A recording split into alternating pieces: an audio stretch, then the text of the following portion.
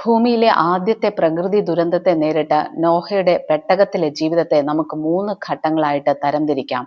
ഒന്നാം ഘട്ടത്തില് നോഹയ്ക്ക് വ്യക്തമായിട്ടുള്ള ദൂത് ദൈവത്തിന്റെ പക്കൽ നിന്ന് ഉണ്ടായിരുന്നു. ആദ്യ ഘട്ടത്തില് നോഹയോട് യഹോവയായ ദൈവം അരുളിച്ചെയ്തു, 40 രാവും 40 പകലും മഴ പെയ്യും. നോഹയും കുടുംബാംഗങ്ങളും പെട്ടകത്തിനകത്ത് കടന്നു. പെട്ടകത്തിന്റെ വാതിൽ യഹോവയായ ദൈവം അടച്ചു.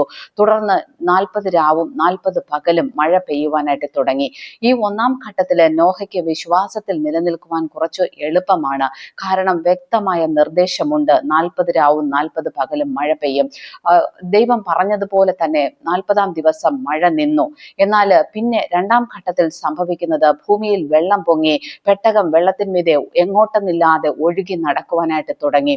നോഹയ്ക്ക് തന്നെ അറിയത്തില്ല ഈ പെട്ടകം എങ്ങോട്ടാണ് ഒഴുകി പോകുന്നത്, എവിടെയാണ് ഇത് ഉറയ്ക്കുക, എന്നെങ്കിലും ഈ പെട്ടകം ഉറയ്ക്കുമോ, ഇതിന്റെ ലക്ഷ്യം എന്താണ്, ഒന്നും തന്നെ നോഹയ്ക്ക് അറിയത്തില്ല. ദൈവത്തിന്റെ പക്കൽ നിന്ന് വ്യക്തമായ ദൂതില്ല. എന്നാൽ നോഹയ്ക്ക് ഒരു കാര്യം അറിയാമായിരുന്നു, തന്റെയും കുടുംബത്തിന്റെയും ജീവരക്ഷയ്ക്കായിട്ടാണ് ദൈവം പെട്ടകം ഉണ്ടാക്കുവാനായിട്ട് പറഞ്ഞത് എന്ന് നോഹയ്ക്ക് അറിയാമായിരുന്നു. ആ ഒരു ബലത്തില് യാതൊരു ലക്ഷ്യവുമില്ലാതെ, എങ്ങോട്ടാണ് പെട്ടകം പോകുന്നതെന്നറിയാതെ, എന്ന് പെട്ടകം ഉറയ്ക്കുമെന്നറിയാതെ നോഹ ആ പെട്ടകത്തിനുള്ളില് സഞ്ചരിക്കുന്നതായിട്ട് നമുക്ക് വചനം പഠിക്കുമ്പോൾ കാണുവാനായിട്ട് സാധിക്കും. നോഹയുടെ രണ്ടാം ഘട്ടത്തിലെ പെട്ടകത്തിലെ യാത്ര എന്ന് പറയുന്നത് അത്ര എളുപ്പമുള്ളതായിരിക്കാൻ സാധ്യതയില്ല.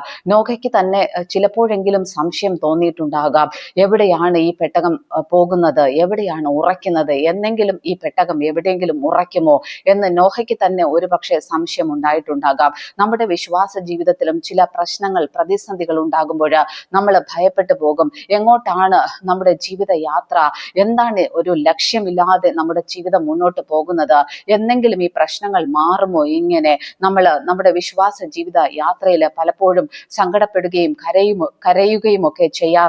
ദൈവത്തോട് ചോദ്യങ്ങൾ ചോദിക്കാറുണ്ട്. എന്നാൽ ഇവിടെ വചനം പഠിക്കുമ്പോൾ നമുക്ക് മനസ്സിലാക്കാനായിട്ട് സാധിക്കും, 150-ാമത്തെ ദിവസം പെട്ടകം അരാരാത്ത് പർവ്വതത്തിൽ ഉറയ്ക്കുന്നു. നോഹയ്ക്ക് നേരത്തെ ഒരു ദൂതും ഉണ്ടായിരുന്നില്ല, പക്ഷേ ദൈവം നോഹയെയും കുടുംബത്തെയും കാത്തു.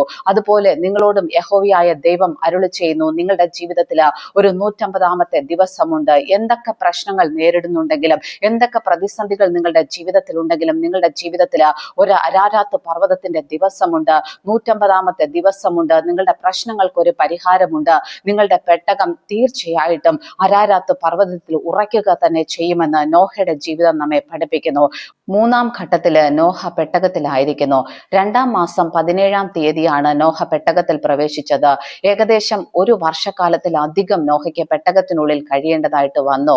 വെള്ളം വറ്റിയെന്ന് മനസ്സിലായപ്പോൾ നോഹ ആദ്യം ഒരു മലങ്കാക്കയെ പുറത്തുവിടുന്നു, പിന്നീട് ഒരു പ്രാവിനെ പുറത്തുവിടുന്നു. ആ പ്രാവ് ഒരു പച്ച ഒലിവിലയുമായിട്ട് മടങ്ങി വരുന്നതായിട്ട് നമുക്ക് കാണുവാനായിട്ട് സാധിക്കും. ഭൂമിയിൽ ഈ കാലം അത്രയും മഴ പെയ്തു, വെള്ളം പൊങ്ങി നിന്നു, സർവ്വ ജീവജാലങ്ങളും ചത്തൊടുങ്ങി. എന്നാൽ നോഹയ്ക്കായിട്ട് ദൈവം ചീഞ്ഞു പോകാത്ത പ്രത്യാശയുടെ അടയാളമായ ഒരു പച്ച ഒലിവില കരുതി വച്ചിരുന്നതായിട്ട് നമുക്ക് കാണുവാനായിട്ട് സാധിക്കും. നമ്മുടെ ജീവിതത്തിലെ എന്തൊക്കെ പ്രതിസന്ധികളും പ്രയാസങ്ങളും നമ്മൾ അഭിമുഖീകരിക്കുന്നുണ്ടെങ്കിലും, നമ്മുടെ ജീവിതത്തിലും ഇതുപോലെ ഒരു പ്രത്യാശയുടെ പച്ച ഒലിവില ദൈവം കരുതി വച്ചിട്ടുണ്ട്. നമ്മൾ നിരാശപ്പെടേണ്ട കാര്യമില്ല. നോഹയും കുടുംബാംഗങ്ങളും ഒടുവില് ഉണങ്ങിയ നിലത്ത് കാൽ ചവിട്ടുന്നതായിട്ട് നമുക്ക് കാണുവാനായിട്ട് സാധിക്കും. നമ്മളോടും നോഹയുടെ ജീവിതം പറയുകയാണ്, നിന്റെ ജീവിതത്തിൽ തോരാതെ മഴ പെയ്താലും, നിന്റെ ജീവിതം ലക്ഷ്യമില്ലാതെ ഒഴുകി നടന്നാലും, എന്തൊക്കെ സംഭവിച്ചാലും, എന്തൊക്കെ ഭാരങ്ങളും പ്രതിസന്ധികളും പ്രയാസങ്ങളും നേരിട്ടാലും, ഒരു പ്രത്യാശയുടെ ഒരു കര നീ കാണുക തന്നെ ചെയ്യും. പ്രത്യാശയുടെ ഉണങ്ങിയ നിലത്ത് നീ ഉറപ്പായും കാൽ ചവിട്ടുമെന്ന് നോഹയുടെ ജീവിതം നമ്മളെ പഠിപ്പിക്കുന്നു. ഈ ജീവിതം നമ്മുടെ വിശ്വാസ ജീവിതത്തിന് ബലം നൽകട്ടെ എന്ന് പ്രാർത്ഥിക്കുന്നു.